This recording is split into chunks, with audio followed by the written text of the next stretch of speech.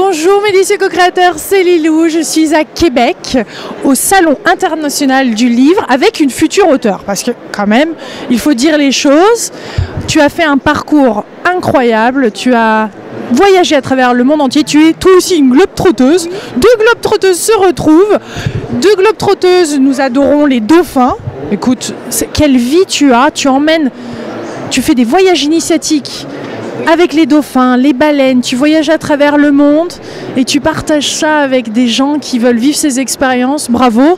Que dire, tu as une vie de rêve en or. Merci. Oui, c'est vrai que je suis choyée, je suis touchée d'avoir cette mission de vie-là qui est de partager l'esprit de fraternité des dauphins et des baleines. Puis aussi, dans un contexte chamanique, il y a aussi l'énergie de Merlin et tout ça. Tout ça, je le fais en canalisation. Je perçois les dauphins qui viennent me parler, qui m'amènent dans des lieux sacrés sur la planète pour aller les rencontrer. Et je partage ça avec les gens. C'est un pur bonheur parce que, en fait, ils sont là. Leur rôle, c'est de transformer notre cœur, notre enfant intérieur. Et puis, c'est des grands thérapeutes, en fait. C'est des très grands thérapeutes. C'est des grands êtres très évolués qui sont venus pour nous accompagner. Puis, ils nous montrent la voie de la fraternité, les liens sacrés de la famille, des relations. Ils nous sont jamais seuls. Hein. Quand ils sont sauvages, comme ça, je me souviens avoir nagé avec eux, ils arrivent jamais tout seuls. Exactement. Et d'être en leur compagnie, que ce soit vibratoirement durant une semaine de stage et en plus en mer, dans une rencontre où ils viennent à nous, c'est qu'on se sent dans l'unité d'être tous ensemble. Comme là, il y a beaucoup de gens, mais on n'est pas conscient qu'on est vraiment tous connectés les uns les autres, vraiment. Et avec eux, on a ce sentiment-là d'unité.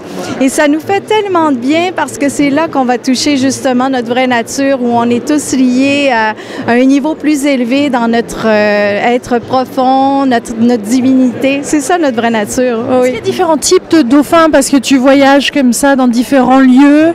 Est-ce qu'il y a différentes qualités de dauphins, on peut dire, ou ils ont quelque chose qui est un petit peu différent les uns des autres en fonction des lieux?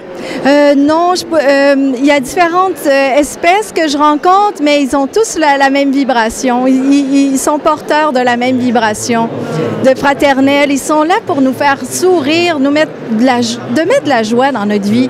Est-ce qu'on en met suffisamment de joie dans notre vie? Puis ça fait sourire notre cœur d'enfant, ça élève notre âme. Puis aussi, ça nous fait libérer des peurs. Parce que souvent, on n'est pas pleinement à vivre notre vie parce qu'on est plein de peurs. Donc, les dauphins libèrent nos peurs. Ah, c'est une belle expérience. Et la baleine, elle, c'est de... Autant que c'est un mammifère, un des plus gros mammifères de la planète, autant c'est je trouve que c'est l'être qui a une essence douce. Elle est très, très douce. Donc, c'est d'une grande douceur, même lorsqu'elle s'approche du bateau et tout.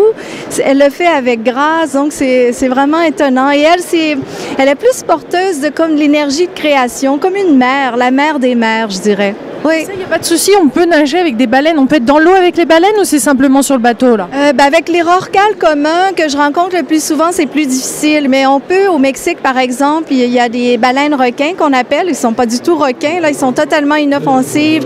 Eux, on peut nager avec. Ça dépend du type de baleine, ouais. Oui. Oui. C'est tellement... J'ai cette image de ce monsieur qui avait les jambes, qui ne pouvait plus utiliser ses jambes, et il a été dans l'eau et les petites baleines l'ont porté, ils l'ont fait voyager comme ça, lui ont fait faire tout un petit tour. Il y a une espèce de... Elle nous apporte une nouvelle dimension dans nos vies, c'est quoi? Parce qu'elles ont comme des antennes, hein. Ils nous lisent. Ils sont, même les dauphins, je me souviens, j'ai eu cette expérience un peu télépathique même avec eux. Ah oui, tout à fait. Ils nous font sentir comme des enfants de la Terre. Eux, elles sont connectées, elles œuvrent avec la Mère Terre. Elles sont totalement connectées avec le tout, puis elles nous amènent dans leur sein, si on veut, dans leur énergie, dans leur être, et elles nous font partager comment on peut se sentir enfant de la Terre, nous aussi. Oui. Puis c'est aussi dans l'unité d'être tous ensemble que là, on peut vraiment s'élever parce qu'à un moment donné, je leur communiquais que j'avais peur pour elles, qu'avec toute la pollution, il y a encore des chasses à la baleine.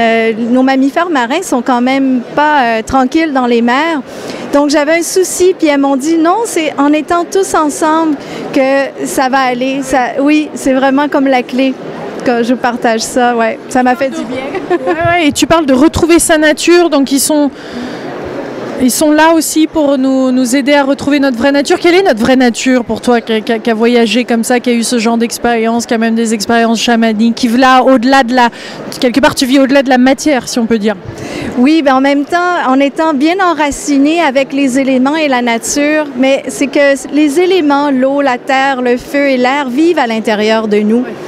Donc, en étant connecté avec les éléments, ça influence aussi nos eaux intérieures, notre terre intérieure, qui est notre capacité de manifester. L'eau, c'est nos émotions, la capacité d'unir. Il n'y a pas d'hasard que les dauphins et les baleines vivent dans l'eau, qui est dans l'esprit d'union.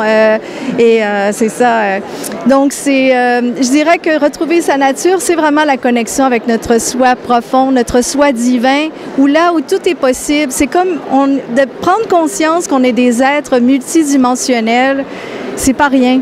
C'est vraiment pas rien. Puis eux vivent leur réalité de cette façon-là. Autant ils sont concrètement le mammifère marin dans l'eau, mais autant ils sont branchés aussi dans d'autres dimensions où ils existent tout autant.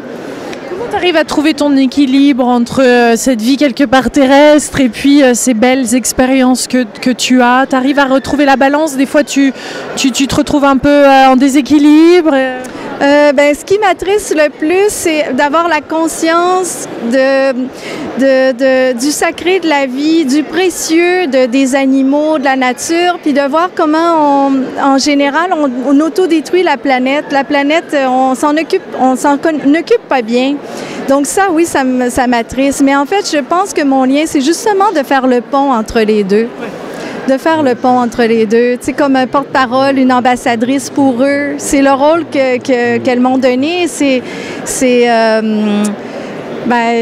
me touche beaucoup, mais en même temps, il y a toute la difficulté de dire comment je vais arriver au mieux à transformer réellement les choses. Je pense que c'est dans mes activités, justement, avec chaque personne qui vient, il y a des ouvertures qui se font, puis la conscience d'être avec d'autres formes de vie, le respect des autres formes de vie fait son chemin petit à petit. Ouais. Ça élargit sacrément sa vision des choses.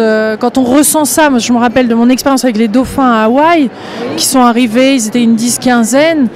J'avais plus aucune notion du temps, de l'espace. Pourtant, il y avait des mètres et des dizaines de mètres dessous d'eau. Il aurait pu y avoir des requins ou je sais pas. Il n'y avait plus du tout de notion de peur. C'était que de la joie. Je me trouvais hypnotisée après. D'ailleurs, j'ai fait cette vidéo sur Internet où j'avais les yeux. C'est comme si j'étais sous hypnose de ces merveilleux êtres. Et j'avais passé un moment. J'ai ressenti une ouverture de cœur, moi, clairement. Ils m'ont rebalancé mon énergie masculine, féminine, en fait. Est-ce que c'est possible, ça? Oh, ils viennent toucher au cœur même de notre être. L'enfant intérieur, là, c'est ça la partie la plus pure à l'intérieur de nous, où on est spontané, joyeux, créatif. Ils viennent justement libérer des choses qui nous empêchent d'être totalement des enfants adultes, des adultes équilibrés, mais aussi avec notre enfant intérieur qui soit vivant. Tu sais, c'est cette partie-là, en fait, qui rejoint notre être profond. C'est tellement bon d'être soi, de retrouver sa nature, d'être vivant. Je vous encourage, mon Dieu, à sortir de cette zone de confort et d'aller voir peut-être les dauphins, d'aller voir les baleines, ou de faire même au quotidien. Il y a ces petites choses. Pas tout le monde ne peut se permettre d'aller à l'autre bout du monde non plus, aller les voir. Mais j'offre quand même des soins harmonisants énergétiques avec leurs énergies aussi, des ateliers, donc dépendant de notre budget ou du moment, du temps qu'on a de disponible, il est possible aussi il y a d'autres... Bientôt des petites cartes?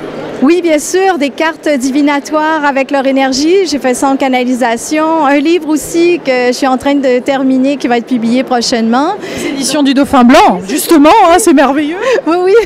Alors là, on me talonne pour me dire, OK, tu as fini des corrections, c'est bon? Oui, oui. Et puis... Clairement, gros message de l'univers étant au salon du livre, là. Oui, oui. Allez hop! Oui. Mais merci beaucoup, Lilou, ça fait un plaisir. Merci à tous. Gros bisous, on vous embrasse de cette magnifique ville de Québec qu'on ne peut pas voir là, mais on voit tous ces Québécois autour. Et une belle énergie ici. Hein. Oui. Plein de gros bisous, au revoir.